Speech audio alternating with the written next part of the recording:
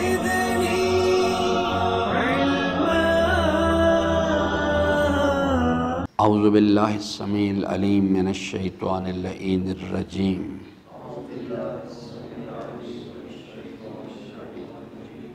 بسم اللہ الرحمن الرحیم. ان نحن نحیی الموتى ونکتب ما قدموا وآثارهم وکل شیء احصیناہ فی امام مبین. صدق اللہ مولانا العظیم وصدق رسولہ الکریم وصلی اللہ علی سیدنا و نبینا محمد وآلہ الطاہرین. ربی اشرح لی صدری ویسر لی امری واحلل عقدۃ من لسانی یفقہوا قولی. حضرات محترم، سورہ مبارکہ یاسین کی اس آیہ وافی ہدایہ کی روشنی میں ہم اپنی گفتگو کر رہے تھے، اور جیسا کہ میں نے عرض کیا کہ اس آیہ مبارکہ میں اللہ تعالیٰ نے مختلف نظاموں کا ذکر کیا جو اس نے اپنے علم و قدرت سے قائم کیے. نظام تو بہت ہی کثیر ہیں، لیکن ان میں سے کچھ چیزیں ایسی ہیں کہ جن کے بارے میں یہ اللہ تبارک و تعالیٰ نے اس چیز کو ضروری سمجھا کہ انسانوں کو اس کے بارے میں آگاہی دی جائے، اور انسانی زندگی کے سفر میں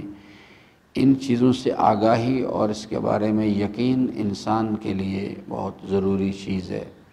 تاکہ وہ اپنے مقصد حیات کو حاصل کر سکے. پہلی چیز جو میں نے عرض کی تھی کہ ایک موت و حیات کا ایک سلسلہ ہے. موت ایک کیفیت ہے، یہ بھی ایک بڑا تفصیل طلب موضوع ہے، کیونکہ انسانی زندگی کے سفر کے اندر اللہ تبارک و تعالی نے یعنی 5 مراحل کا جہاں ذکر کیا، اس میں کنتم امواتن، پہلا مرحلہ بھی موت ہے، فاحیاکم دوسرا حیات ہے، ثم یمیتکم تیسرا پھر موت ہے، ثم یحییکم چوتھا پھر حیات ہے، اور پھر ثم الیہ ترجعون، اور پھر 5ویں مرحلے میں انسان کی بازگشت اس طرف ہے. تو ان تمام موت کیا چیز ہے، حیات کیا چیز ہے، یہ چیزیں جو ہیں، اور پھر انسانی زندگی کے مختلف مراحل ہیں جس میں انسان کا وجود جسمانی ہے، اس کی موت ہے، وجود روحانی ہے، اس کی موت ہے، اس کی حیات ہے. ان چیزوں کو سمجھنا انسان کے لیے ضروری ہے تاکہ وہ عملی زندگی کا سفر جو ہے وہ سلامتی کے ساتھ کر سکے. پھر اس کے علاوہ دیگر مخلوقات ہیں، کل نفس ذائقۃ الموت والا مسئلہ ہے اس چیز کو. تو وہ ایک لمبی تفصیلی بحثیں ہیں جس میں اس وقت فی الحال یعنی ہمارے پاس اس چیز وہ ہمارا موضوع نہیں ہے، لیکن یہ بہرحال اس کو سمجھنا بہت ضروری ہے اس چیز کے لیے. یہ جو حیات ہے مادی بدن کی، یہ ایک تکوینی نظام ہے لیکن یہ جو روحانی حیات ہے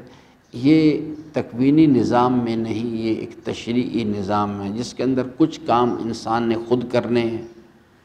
اور کچھ کام اللہ تبارک و تعالیٰ کے نظام کے تحت ہوں گے. اگر انسان جو ہے جاہدو کرے گا، فینا کرے گا، لنہدینہم سبلنا ہو جائے گا. تو اسی طرح سے وہ جو یعنی روح یقین ہے اس کو حاصل کرنا جو ہے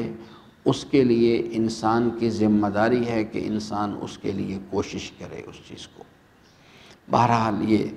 موت کو حیات میں تبدیل اللہ تبارک و تعالیٰ نے فرمایا کہ ہم موت کو حیات میں تبدیل کرتے ہیں اور حیات کو موت میں تبدیل کر دیتے ہیں. ایک یہ نظام حرکت کر رہا ہے. دوسرا نظام ریکارڈنگ کا ہے، یعنی کہ جو ہر چیز ریکارڈ کی جا رہی ہے اس چیز کے لیے، اور اس میں 2 چیزیں ما قدموا و آثارہم. ایک وہ چیز ہے جو تقدیم کر دی گئی ہے، آگے روانہ کر دی گئی ہے، اور ایک وہ چیز ہے دوسرے جو آثار ہیں. ریکارڈنگ کے اندر امیر المومنین نے 3 مختلف یعنی نظاموں کا ذکر کیا دعائے کمیل میں. ایک وہ چیز ہے جو جسے کہا جاتا ہے کہ اللہ تعالیٰ نے ملائکہ معین کیے ہیں ہر انسان کے ساتھ، جسے کرامن کاتبین کہا جاتا ہے، اور وہ انسان کے نام عمل میں ایک فرشتہ انسان کے داہنے کاندھے پہ ہے، ایک بائیں کاندھے پہ ہے، اور وہ اس چیز کو تحریر کر رہے ہیں، اور ایک نیکیاں تحریر کرتا ہے، اور ایک گناہ انسان کے جو ہیں اسے تحریر کر رہے ہیں۔ دوسرا حضرت فرماتے ہیں کہ تو پروردگارہ تو اعضاء و جوارح جو ہیں انسان کے، یہ جو انسان کے اعضاء و جوارح ہیں یہ بھی ہر چیز کو ریکارڈ کر رہے ہیں اس چیز کے ذریعے سے، یعنی اور وہ ان کے پاس شعور بھی ہے اور وہ ریکارڈ بھی کر رہے ہیں تمام چیز کو۔ اس مسئلے میں بھی انسان نے کسی حد تک معلومات حاصل کی ہیں، اور جو مختلف یعنی ریسرچ سکالرز ہیں، سائنسدان ہیں، انہوں نے اس بات کو سمجھ لی ہے کہ انسانی باڈی کے اندر سیلز موجود ہیں جو کہ اس کی ہر چیز کو ریکارڈ کر رہے ہیں، کلام کو بھی ریکارڈ کر رہے ہیں۔ یہ جو ریکارڈنگ سسٹم ہے یہ صرف ظاہری کیفیات پر نہیں کہ انسان کی ظاہری حرکت کو یعنی حرکات و سکنات کو ریکارڈ کرے، بلکہ اس سسٹم کے اندر جو باطنی کیفیات ہیں، انسان کی نیت کی سوچ، اس کے نشیب و فراز جو ہیں، وہ بھی سب چیزیں ریکارڈ کی جا رہی ہیں اس چیز کے لیے۔ اور تیسرا حضرت نے ارشاد فرمایا کہ میرے مالک تجھے نہ کسی یعنی فرشتوں کی ضرورت ہے کہ وہ آئیں اور آ کے تیری مدد کریں اور پھر تجھے پتہ چلے کہ تیری مخلوق نے کیا عمل انجام دیا، اور یا تجھے کسی اعضاء و جوارح کی گواہی کی ضرورت نہیں ہے، اس واسطے کہ تو خود ہر چیز پر گواہ ہے۔ وما تکون فی شان وما تتلو منہ من قرآن ولا تعملون من عمل الا کنا علیکم شہودا۔ وہ تو اللہ تعالیٰ فرماتا ہے میں تو خود ہر چیز پر نگران ہوں، اللہ تعالیٰ کو کسی چیز کی بھی گئے۔ اب یہ اس کی فلسفی کیا ہے، اللہ تعالیٰ کیوں یہ بات بتانا چاہتا ہے، یہ پھر کسی وقت میں آپ کی خدمت۔ ہر حکم جو ہے نا، ہر چیز اس کی ایک باقاعدہ حکمت ہوتی ہے، اس کے پیچھے کوئی نہ کوئی حکمت کار فرما ہوتی ہے جس کی وجہ سے تو اللہ تبارک و تعالیٰ نے بڑے یعنی حکمت کے ساتھ یہ باتیں سمجھائی ہیں۔ ان کا انسانی زندگی کا جو سفر ہے کہ ہم نے اللہ کا بندہ بننا ہے، اس کے اندر ان چیزوں کے بارے میں آگاہی اور اس کا یقین ایک بہت اس کا اہم کردار ہے۔ تقدیم کرنے والے عمل کون سے ہیں؟ ہر وہ عمل جو انسان انجام دے رہا ہے، چاہے وہ گناہ کی شکل میں ہے یا فرما برداری کی شکل میں ہے، اپنی زندگی کے اندر جو اعمال انجام دیتا ہے وہ یعنی بما قدمت ایدیہم ولا یتمنونہ ابدا بما قدمت ایدیہم، یہ کبھی بھی تمنائے موت نہیں کریں گے، اپنے ان اعمال سے ڈرتے ہیں جو یہ خود آگے روانہ کر چکے ہیں اس چیز کے لیے۔ ایک یہ کیفیت ہوتی ہے۔ ایک وہ کیفیت ہے کہ انسان دنیا سے چلا جاتا ہے لیکن کچھ چیزیں پیچھے چھوڑ جاتا ہے۔ ایک آدمی ہے، ایک اچھا تعلیمی ادارہ بنا کر، ایک اچھا ہاسپٹل بنا کے چلا جاتا ہے، اور اس کو دنیا سے چلے جانے کے بعد وہ چیز جو ہے وہ اللہ کے مخلوق کو فائدہ پہنچا رہی ہے۔ کوئی پانی کا چشمہ جو ہے، کنواں جاری کر دیتا ہے، کوئی اس قسم کی چیز کو، اچھی کتاب لکھ دیتا ہے، اللہ کے مخلوق کو فیض پہنچتا ہے۔ کوئی بھی چیز جس سے کہ اللہ کے مخلوق کو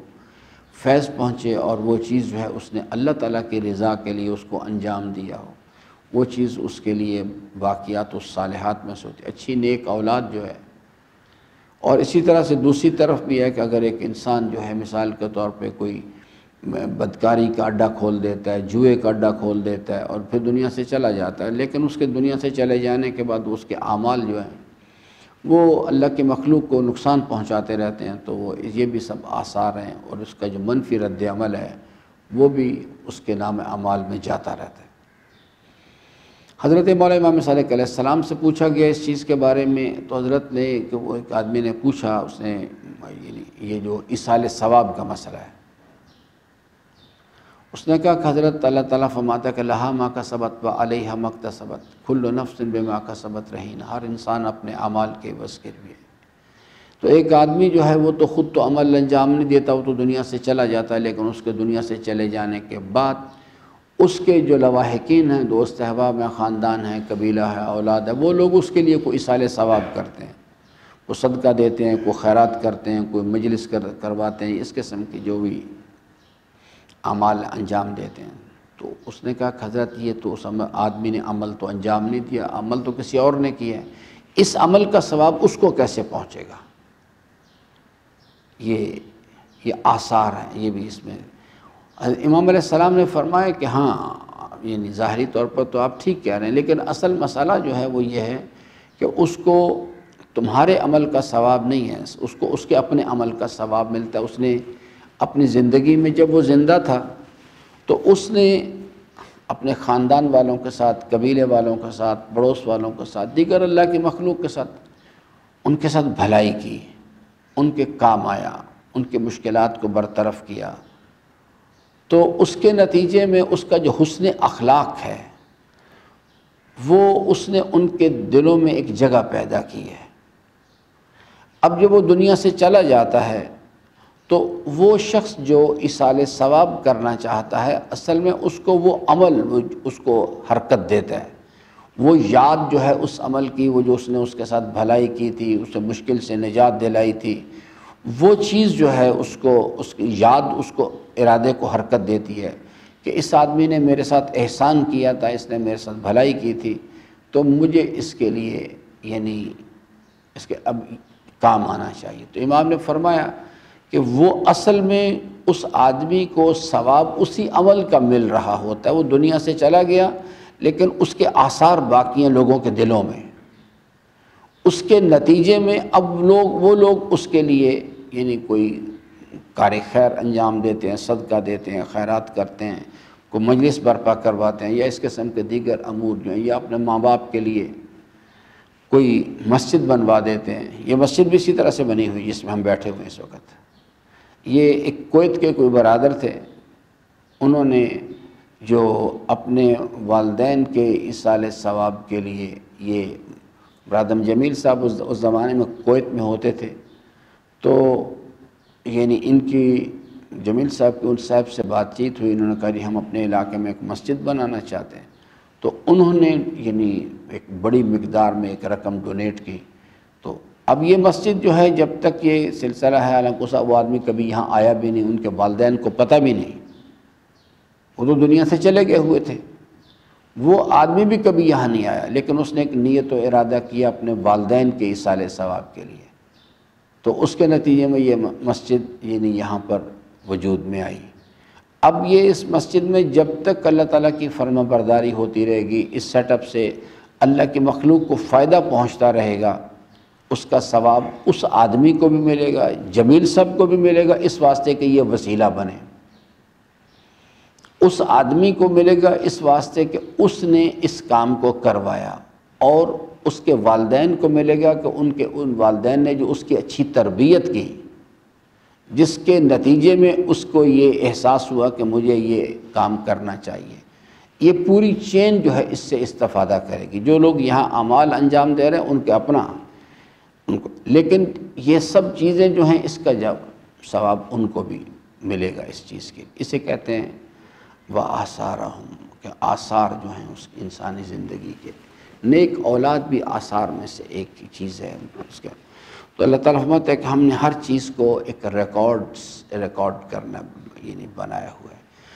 پہلے شاید یہ چیز جو تھی یعنی اس کا جو یہ تھوڑا سا ادراک کرنا جو ہے